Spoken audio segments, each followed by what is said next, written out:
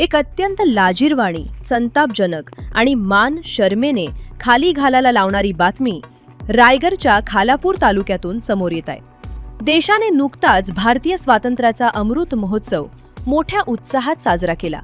मात्र या अमृत काळातही आपल्या आदिवासी बांधवांची उपेक्षा आणि परवर थांबलेली नाही।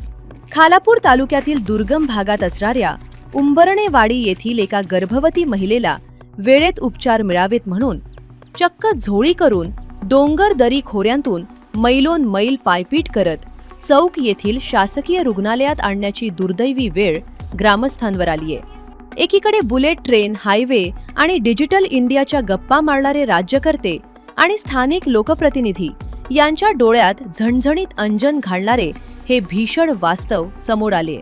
उंबरणेवाडीला जाण्यासाठी आजही साधा पक्का रस्ता उपलब्ध नाही।